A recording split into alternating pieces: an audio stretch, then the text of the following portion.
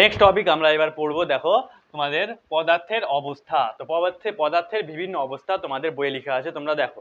আগের ভিডিও যারা দেখোনি ডিসক্রিপশনে লিংক আছে প্লেলিস্টে, তোমরা সেখান থেকে প্রত্যেকটা ভিডিও দেখে নিতে পারো।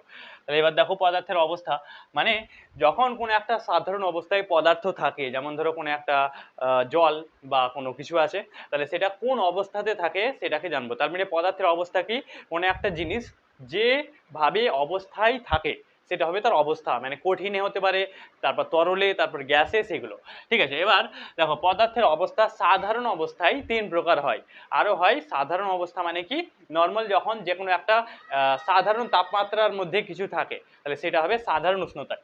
এবার জানো তোমরা যে সাধারণ অবস্থায় তিনভাবে হয়।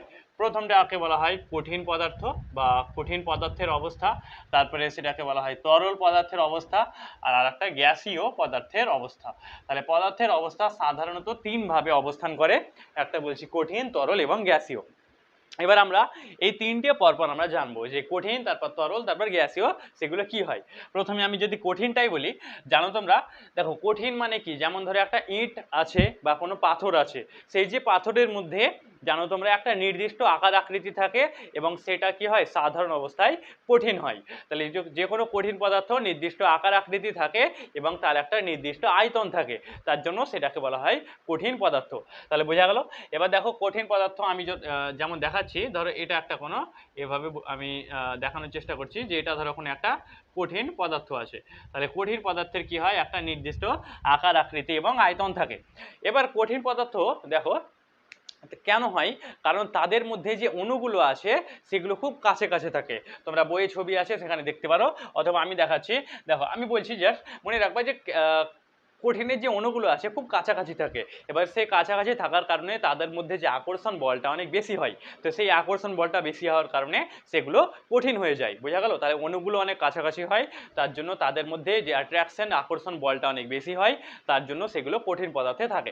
ঠিক আছে, এবার কঠিন পদার্থের সাধারণ অবস্থা যেমন হতে পারে চিনি, তারপরে যেটা পাথর বা মাটি, সেগুলো কঠিন অবস্থায় থাকে। ঠিক আছে, এবার কঠিন অবস্থার আমি যেটা বললাম বৈশিষ্ট্য, তোমরা এগুলো লেখো। প্রথম যেটা বললাম নির্দিষ্ট আকার থাকে, নির্দিষ্ট আকার থাকে। তারপর দুই নম্বর কি হবে, নির্দিষ্ট আয়তন থাকে। তাহলে এগুলোর ক্ষেত্রে নির্দিষ্ট আকার থাকে আর কি নির্দিষ্ট আয়তন থাকে, এটা মনে রাখো। নেক্সট এবার দেখো কঠিনের পরে যখন কঠিন থেকে তরল হয়ে যায়, স্যার এটা কিভাবে হয়, যখন যখন কোনো একটা তরলকে অনেক বেশি গরম করা হয়, যেমন ধরো অণু বা কোনো কিছু ধরো আমরা অনেক গরম করলাম, তাহলে তাদের মধ্যে যে অণুগুলো আছে সেগুলো দূরত্ব বাড়তে থাকে। তাহলে সেগুলো যখন অনেক দূরে দূরে চলে যাবে, তাহলে তাদের মধ্যে কি সৃষ্টি হবে, তরল সৃষ্টি হয়ে যাবে। তাহলে কোনো কঠিন পদার্থ তরল কখন হয়, যখন সেটার মধ্যে অণুগুলো যে দূরে দূরে চলে যায়, দিয়ে তাদের মধ্যে আকর্ষণ বলটা কম হয়ে যায়। ঠিক আছে, তাহলে এবার ধরো আমি বলছি এটা একটা কোনো তরল পদার্থ আছে, তাহলে যখন বললাম সেটা কঠিন থেকে তরল হয়ে যাবে, তাহলে তখন সেটার মধ্যে অণুগুলো দূরে দূরে যাবে। আর কি পরিবর্তন হবে, দেখো যখন কঠিন থেকে কোনো তরল হয় তখন সেটার ঘনত্ব কমে যায়। ঠিক আছে, তাহলে বললাম কঠিন থেকে তরল হলে সেটার ঘনত্বটা কমে যায়, ঘনত্ব কমে যায় আর আয়তনটা বেড়ে যায়। ঠিক আছে, তাহলে ঘনত্ব কমে আর আয়তন বৃদ্ধি পায়। তাহলে বোঝা গেল যে যখন কোনো পদার্থ আমরা দেখব, যদি সেটা কঠিন থেকে তরল হয় সেটা কিভাবে হবে, সেই অণুগুলো যখন গরম হবে, উষ্ণতা বৃদ্ধি করা হবে, তাহলে ধরো কোনো একটা জিনিসকে গরম করা হলো, তাহলে সেটা যখন গরম করা হবে সেটার আয়তনটা অটোমেটিকলি বাড়তে লাগবে। তাহলে যখন কোনো জিনিসকে কঠিনকে গরম করা হবে দিয়ে তার অণুগুলো দূরে দূরে চলে যাবে, তখন সেটা ধীরে ধীরে তরলে পরিণত হবে। যেমন জল, ধরো বরফ আছে, তাহলে বরফ থেকে যখন জল উৎপন্ন হয় তাহলে সেটা একটা কি, দেখো কঠিন থেকে তরলে পরিণত হয়। ঠিক আছে, এবার দেখো তরলের ক্ষেত্রে নির্দিষ্ট আকার থাকে না, আশা করছি জানো। দেখো তরল যখন একটা কোনো পাত্রের মধ্যে থাকে, সেই পাত্রের আকারটাই ধারণ করে, মানে তরলে একটা কোনো ফিক্স নির্দিষ্ট আকার থাকে না।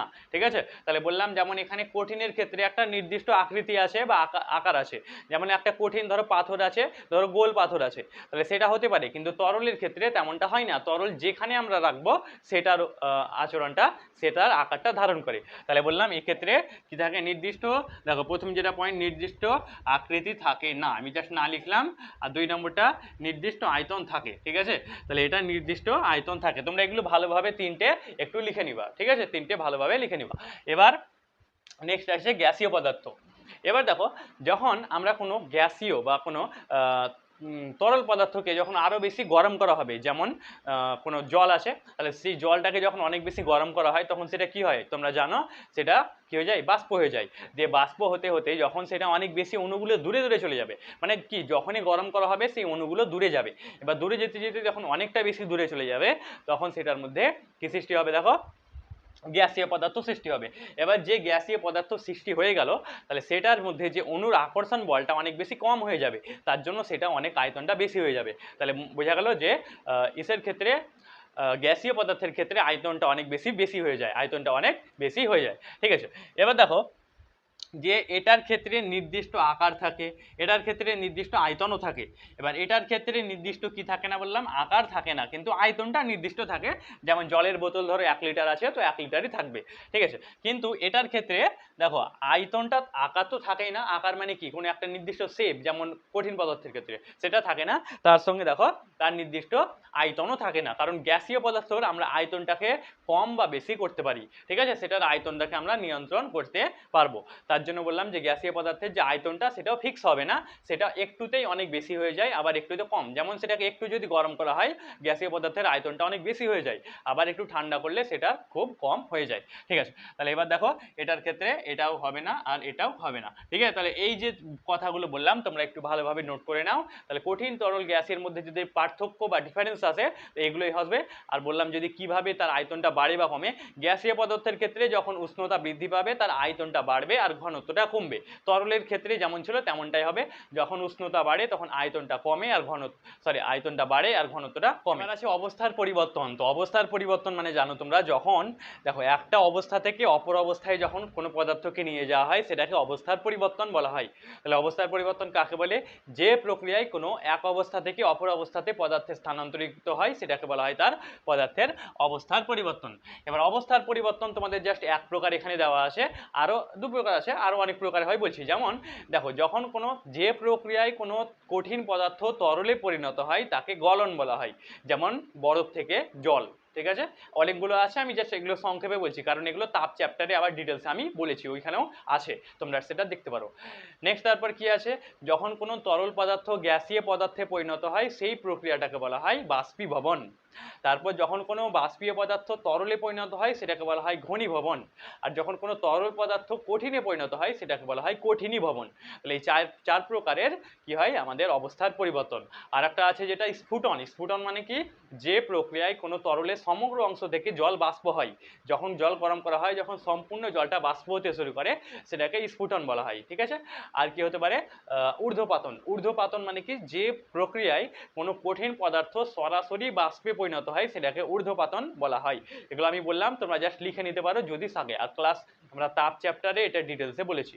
ঠিক আছে, এবার দেখো ঊর্ধ্বপাতন যখন হয় তখন একটা গরম করলে একটা কঠিন আসে, তাহলে সেটা সরাসরি বাষ্প হয়ে যায়। যেমন আয়োডিনকে যখন গরম করা হয় তখন সেটা কঠিন থেকে ডাইরেক্টলি বাষ্প হয়ে যায়। ঠিক আছে, এবার দেখো আমরা বললাম যখন একটা গ্যাসকে যখন গরম করা হয় তখন সেটা কি হয়ে যায়, সেটা অনেক বেশি আয়তনটা বড় হয়। এবার যখন সেটাকে প্রচুর গরম করা হয় এবং সেটার মধ্যে চাপের মানটা যখন অনেক বেশি হয়, মানে অনেক বেশি চাপ সৃষ্টি হয়, তখন দেখো গ্যাসীয় পদার্থের মধ্যে তোমরা জানো যে পরমাণুর মধ্যে কি কি থাকে, প্রোটন থাকে, নিউট্রন থাকে, আর এইভাবে নিউক্লিয়াসটা থাকে। তো সেগুলোর মধ্যে যে ইলেকট্রনগুলো আছে, আমরা জানি শেষ কক্ষে কি থাকে, ইলেকট্রন থাকে। তাহলে সেই ইলেকট্রনগুলো দেখো নিউক্লিয়াস থেকে এখান থেকে মানে পরমাণু থেকে বাইরে চলে যায়। তাহলে বললাম যখন একটা গ্যাসীয় পদার্থকে অনেক বেশি গরম করা হবে, আরো বেশি গরম করা হবে, তখন সেটার মধ্যে যে ইলেকট্রনগুলো আছে সেগুলো দূরে চলে যাবে, ইলেকট্রনগুলো বেরিয়ে যাবে। তাহলে এবার ইলেকট্রনগুলো যখন বেরিয়ে চলে যাবে তখন কি হয়ে যাবে, শুধুমাত্র দেখো নিউক্লিয়াস থাকবে আর ইলেকট্রনগুলো আলাদাভাবে থাকবে। তাহলে যখন এটাকে বলা হয় প্লাজমা। ঠিক আছে, প্লাজমা বা প্লাজমা। তাহলে প্লাজমাটা কি, যখন কোনো নিউক্লিয়াস থেকে ইলেকট্রনগুলো আকর্ষণ থেকে বেরিয়ে যাবে, যে নিউক্লিয়াস এবং ইলেকট্রন আলাদাভাবে অবস্থান করবে, সেই পদার্থের অবস্থাকে বলা হয় প্লাজমা। আর এটাকে বলা হয় পদার্থের চতুর্থ অবস্থা। যেমন আমরা তিনটে অবস্থা জানলাম, কঠিন, তরল এবং গ্যাসীয়। চতুর্থ অবস্থাকে প্লাজমা বলা হবে। আর প্লাজমা মানে কি, কোনো গ্যাসীয় পদার্থকে উত্তপ্ত করলে গ্যাসীয় পদার্থের ইলেকট্রনগুলি পরমাণু থেকে বেরিয়ে যায়, এই নিউক্লিয়াস এবং ইলেকট্রনগুলিকে একসঙ্গে বলা হয় প্লাজমা। ঠিক আছে, এবার প্লাজমাটা সূর্যের মধ্যে দেখা যায়। দেখো সূর্যের মধ্যে অনেক বেশি তাপ এবং চাপের কারণে সূর্যের যে ইলেকট্রনগুলো আছে সেগুলো বেরিয়ে যায়, দিয়ে সেটার মধ্যে নিউক্লিয়াস এবং ইলেকট্রনগুলো আলাদাভাবে অবস্থান করে, তাহলে সেটাকে প্লাজমা বলা হয়। তাহলে এটা বললাম যে প্লাজমাটা সূর্যের মধ্যে দেখা যায়। ঠিক আছে, এবার আচ্ছা, যারা ভিডিওটি লাইক করেনি অবশ্যই লাইক করে দাও এবং আমাদের চ্যানেলটি এখনই সাবস্ক্রাইব করে দাও। এবার বলছি আমি, দেখো যে একটা পরমাণুর মধ্যে দেখো যখন, যেমন ধরো লবণ আছে, তো সেই লবণের মধ্যে দুটো আয়ন থাকে, একটা হবে Na+ আর একটা Cl-। তো এগুলো কিভাবে হয়, তারপর এগুলোকে কেন কি বলা হয় সেগুলো আমি বলবো। ঠিক আছে, মানে যে পদার্থটা আছে তার রাসায়নিক বন্ধন সম্পর্কে জানবো। তোমাদের বইয়ে আই থিঙ্ক দেওয়া আছে, দেখো হেডিং দেওয়া আছে রাসায়নিক বন্ধন, তো সেটাই আমি এবার পড়াবো। তাহলে রাসায়নিক বন্ধন তোমরা এবার হেডিং করো, আমি যেগুলো বলবো তোমরা অবশ্যই নোট করবা, তাহলে তোমাদের অনেক সুবিধা হবে। ঠিক আছে, তাহলে এবার রাসায়নিক বন্ধনটা কি হয়, দেখো যখন একটা পদার্থ আছে তাহলে সেটার মধ্যে রাসায়নিক বন্ধনের কারণে দেখো যৌগ সৃষ্টি হয়। যৌগ যেমন চিনি বা লবণ, তাহলে এগুলো রাসায়নিক প্রক্রিয়াতে যুক্ত হয়, যেমন সোডিয়াম আছে ক্লোরিন আছে একসঙ্গে যুক্ত হয়ে কি হবে লবণ, তাহলে সেগুলো রাসায়নিক বন্ধনের মাধ্যমেই হয়। এবার রাসায়নিক বন্ধনটা কি, কোনো পদার্থের মধ্যে ইলেকট্রন আদান প্রদান অথবা ইলেকট্রন সমানভাবে ব্যবহার করে যে পদার্থ গঠিত হয় সেটাকে বলা হয় রাসায়নিক বন্ধন, মানে যে বন্ধনটা হয় সেটা আমি বলবো ডিটেলসে, এখন লিখিও না। দেখো তাহলে এবার যে রাসায়নিক বন্ধনটা আছে সেটা দুই ভাবে হতে পারে। ঠিক আছে, একটাকে বলা হবে দেখো আয়নীয় বন্ধন, একটা কি বললাম আয়নীয় বন্ধন, আর একটাকে বলা হবে সমযোজী বন্ধন। তাহলে রাসায়নিক বন্ধনটা বলছি দেখো দুই প্রকারের হতে পারে, একটা আয়নীয় বন্ধন একটা সমযোজী। প্রথমে আমি আয়নীয়টা বলবো তারপর সমযোজী। ঠিক আছে, এবার দেখো আয়নীয় বন্ধন বা এগুলোর মানে কি, যখন কোনো একটা পদার্থ আছে তাহলে সেটার মধ্যে ধরো একটাতে ইলেকট্রন বেশি আছে আর আরেকটাতে ইলেকট্রন কম আছে, তাহলে যেটার মধ্যে ইলেকট্রন বেশি থাকবে সেটা কমটাকে দিয়ে দিবে, দিয়ে দুজনে বন্ধনে চলে আসবে, তাহলে সেইটাকে বলা হবে আয়নীয় বন্ধন। বোঝা গেল? তাহলে আয়নীয় বন্ধনে কি হবে, একটাতে ইলেকট্রন বেশি থাকবে আর একটাতে কম থাকবে, তাহলে যেখানে বেশি আছে সেই বেশিগুলো কমের কাজ চলে যাবে, দিয়ে একটা বন্ধন হবে, সেটাকে আয়নীয় বন্ধন। আমি উদাহরণ দিয়ে দেখাচ্ছি। দেখো যখন সোডিয়ামটা আমরা দেখব, সোডিয়ামের ক্ষেত্রে যখন ইলেকট্রন বিন্যাস করা হবে প্রথমে হবে 2, তারপরে 8, তারপরে 1। আর ক্লোরিনের ক্ষেত্রে যখন হবে দেখো 2, তারপরে 8 এবং 7।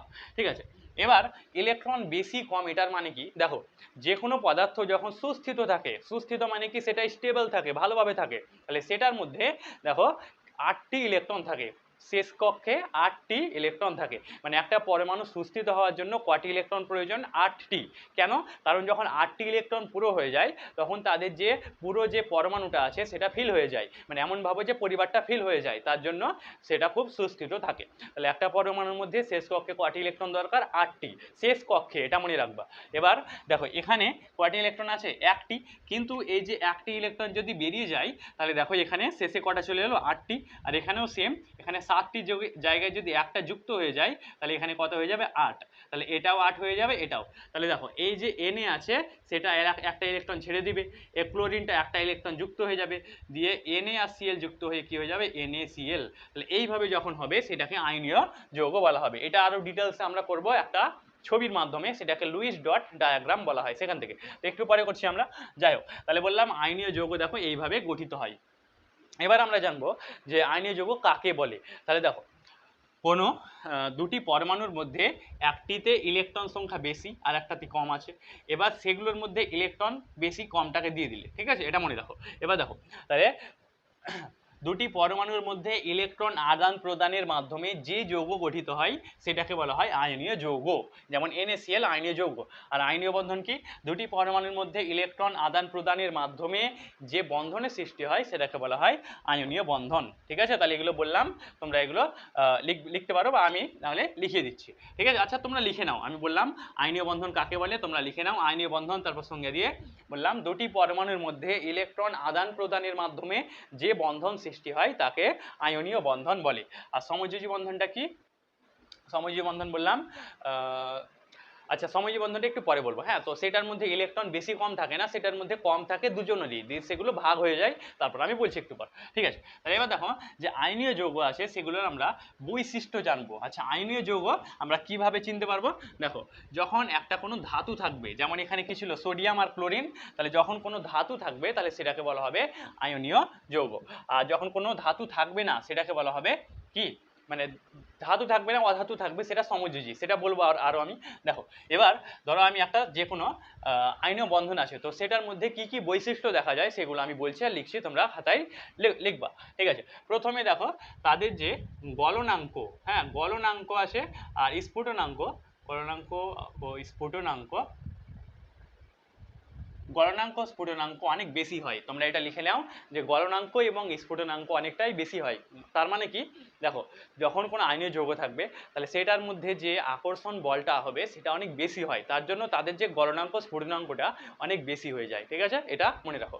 তারপর দেখো আইনীয় যে যৌগগুলো আছে সেগুলো সাধারণ অবস্থায় কঠিন হয়, ব্যতিক্রম থাকতে পারে, বেশিরভাগ কি হয় কঠিন হয়, ঠিক আছে। তাহলে আইনীয় যৌগের 2 নম্বর বৈশিষ্ট্য তোমরা ভালোভাবে লিখবা এগুলো, যে আইনীয় যৌগ সাধারণ অবস্থায় কঠিন থাকে, ঠিক আছে এভাবে।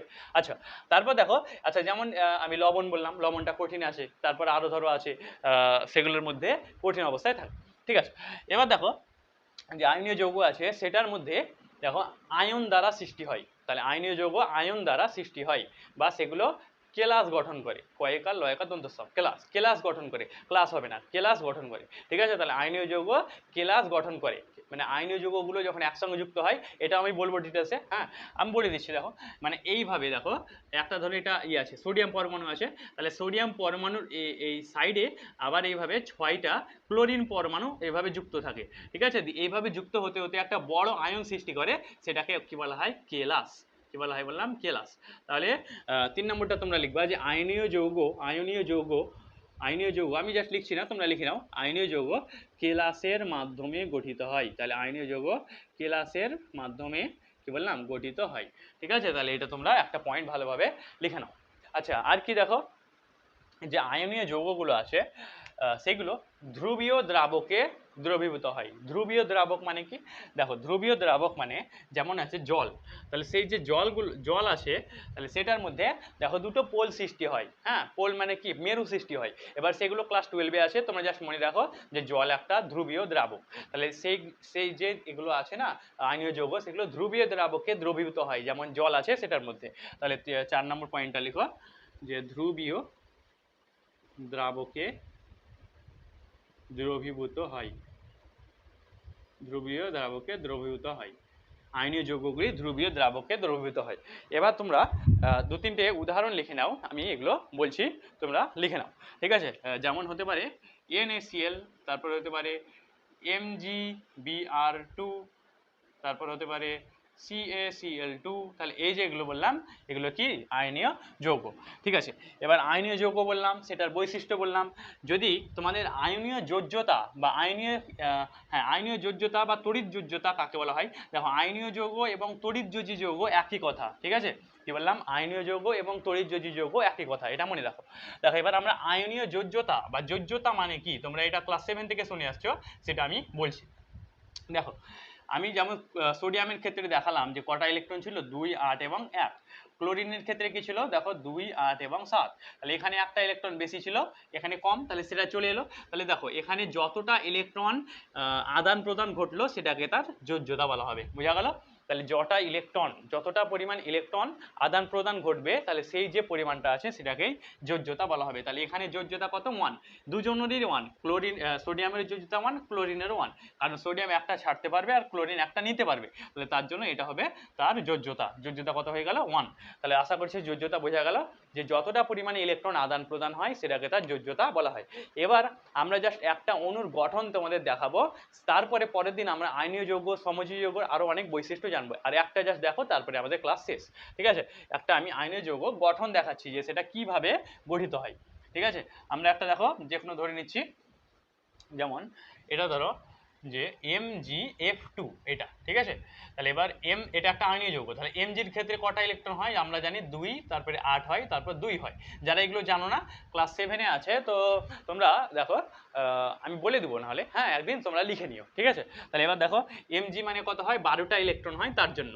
এবার তারপরে আছে F2, তাহলে F কত হবে দেখো 2, 7, 9 হয় তার জন্য। এবার দেখো এখানে দুটো ইলেকট্রন আছে, এখানে 7, এবার এখানে F কটা আছে 2, তাহলে ওখানে Mg যেমন আছে একটা, আর F দুটো আছে, তোমরা এইভাবে দুই সাইডে এটাকে লিখে নিবা। এবার দেখো এখানে এমজির ক্ষেত্রে কটা ইলেকট্রন আছে 2, তাহলে আমরা এইভাবে দেখো ইলেকট্রনগুলোকে এইভাবে দেখাচ্ছি। আর এটার ক্ষেত্রে এফ এর ক্ষেত্রে কটি আছে 7, তো আমরা 7টি ইলেকট্রন এইভাবে দেখাচ্ছি, ঠিক আছে, এইভাবে 7টি ইলেকট্রনগুলো আমরা দেখাচ্ছি। এবার দেখো এখানে যে ইলেকট্রনগুলো আছে এদিকে আসবে, আর এইটার ইলেকট্রন এদিকে, কেন?